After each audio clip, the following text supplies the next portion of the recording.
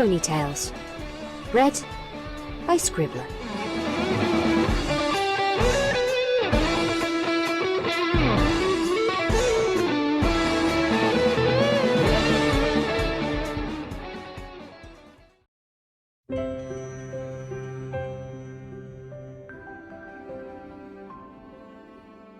Twilight Sparkle Makes a Cup of Tea by Ghost of Heraclitus.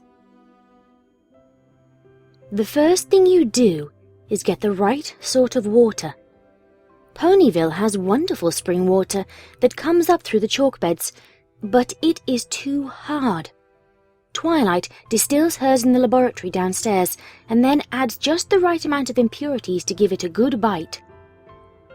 The princess always says the water makes the tea. She got hers from a spring high in the mountains, a spring only she knew about. A little secret, she told Twilight, a little something special she kept just for herself. It was just water, she said, but she had come to see the spring as a friend, ever constant but still changing. She remembered the centuries with a bitter tang, and others where the water had a sulphurous edge as the meltwater seeped through stone and leached out various tastes and flavors. Then you boil the water, adding salt, just as much as would fit on the edge of a knife. Each tea requires its own temperature, but whatever it is, you must boil it first. Twilight heaves the heavy iron kettle on the hob, using her hooves clumsily. She could lift it with magic so very easily, but she never does. Back in Canterlot, the princess never did. She gets the fire going and waits. Her mother always said that a watch kettle never boils, but Twilight's not watching, not really. The pale light of the morning lends an unreal air to everything, and she lets her eyes unfocus. Breathe in, breathe out. Soon she can hear a faint murmur from the kettle, a little private song just for her. She remembers that sound, the snug, mundane comfort of it. It still helps a little bit, even now. The princess always made the tea herself, always. Twilight never asked why. It never occurred to her to ask why the ruler of the entire country would do such a menial task. It seemed right that she would take time just after raising the sun and make tea for her student and herself. And while she made the tea, she would talk, but never about things here and now. Instead, she would remember. Sometimes time seemed to lay so heavily on her that Twilight wondered if the princess was even aware that Twilight was there. And then, as if she knew, Celestia would lock eyes with her charge and smile. Celestia was rarely seen without a smile, and Twilight had built up an entire atlas of them in her head. Kind smiles, proud smiles, honest grins of amusement, mischievous smirks, and 1,000 variations on the same joyful theme. But this was a special smile, and fit nowhere on Twilight's maps and charts. It was a special morning smile, and it was just for Twilight and no pony else. Twilight did ask, when she got older and the magic of it became commonplace, if no less wondrous, why Celestia only spoke of ancient times and long-lost friends. Celestia looked almost surprised to hear the question. After pausing for thought, swirling warm water around the teapot, she replied that she never thought the day truly started until you've had your first cup of tea. Until then, the sun may be in the sky, but she still saw it as just barely nighttime. The time for dreams and memories, and... She fell silent then, and it was as if a cloud had passed in front of the sun. Twilight didn't understand that silence, but she remembered it. And, years later, in a ruined hall deep in the Everfree, she finally understood and took pride in the understanding. You always warm the pot. It is a little thing, the princess said, but it is important as little things so often are. Without the fire's embrace, the water starts to cool, faster than you might think, too, and each tea has a particular temperature that suits it. Too high and the tea is scalded and the flavour bruised. Too low and the flavour is flat and uninspired. So you have to use water at just the right temperature, and get the pot at just the right temperature, and get them to come together at just the right time. Twilight uses a precisely calibrated thermometer for this, carefully measuring until the water gets to 80 degrees. The princess doesn't need a thermometer. She would pull the kettle aside and continue talking about a game of chess that decided the fate of a kingdom, a flower that bloomed once every 100 years in the dead of night, or how the eldest and the mightiest of the dragon emperors learned how to cry. And Twilight would listen, mouth slightly open and eyes wide, as time flaked and swirled around them like snow.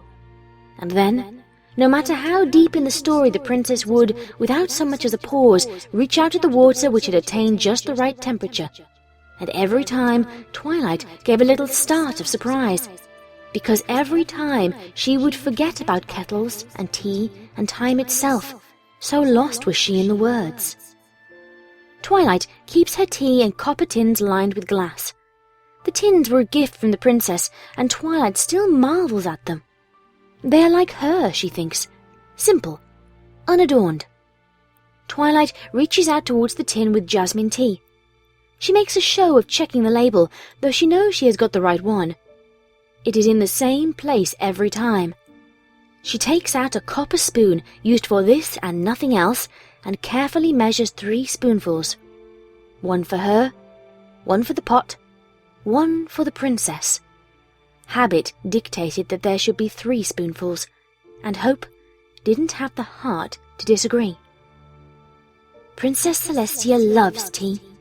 This is the little bit of trivia, the little bit of personal information every pony knows about the princess. It's almost a joke, something for ponies to recall with fondness about their beloved princess. And they do love her. Every pony does. And loving tea so much, the princess has a tea for every occasion. A tea for work, a tea for talking, even a tea for arguing. And, most importantly, a tea for waking up. She only ever drank jasmine tea in the early mornings, and only ever did so with Twilight. A few times, when she was quite ill, Twilight would awaken to find the princess at her bedside, waiting patiently, teapot at hoof. She always wondered why this was so important to the princess, but she never dared ask. Asking would break the magic of it. For once in her entire life, Twilight the scholar didn't want to know. She does wonder now if the princess drinks it still, if she even notices that Twilight is no longer there. You pour the water gently, ever so gently over the leaves, swirling them slowly around the teapot. You never use a wire basket or a muslin bag, the princess said. The leaves need room to move around. Time is also important as temperature. Black tea is robust and will take as much as 6 minutes, but jasmine is delicate, gentle stuff. The princess always seemed to know just how long to leave it steeping. Twilight couldn't tell by instinct, but she had, with some effort, determined that it takes about 74 seconds for the tea to steep properly.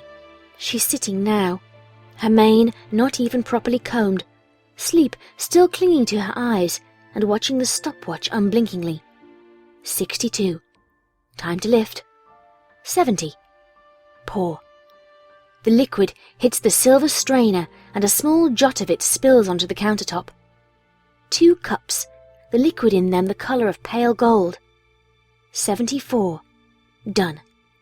2 perfect cups of jasmine tea with just a few fragments of leaf floating on the surface. The strainer is built to allow for this small imperfection. The annoyance of the odd leaf helps us appreciate the tea more, the princess said. The imperfection makes something better, easier to love. Twilight never understood. What did the princess know of imperfection? Twilight spoke to the princess more often than any pony else. She taught her, answered questions, and posed some of her own. But mornings were special. What Celestia did wasn't like telling stories. There were hardly any beginnings and never any ends. They were memories, and Celestia would sort and sift through them like a normal pony might through an old photo album, sparing a fond smile for one and the glisten of an unshed tear for another. There wasn't much significance to them sometimes. Celestia would skip over a war that ravaged a continent and talk instead about a peculiar game she saw foals play in a field that's now a desert 2,000 years ago, or about the amazing sound a sudden rainfall makes in Zebrica and the smell of the dust just as the water hits it. But, important or not, the memories were always her. As much her as that kind smile, or those graceful wings, or the smell of jasmine and sandalwood. The memories were like a warm cloak, there for her every morning, wrapping her in safety and affection.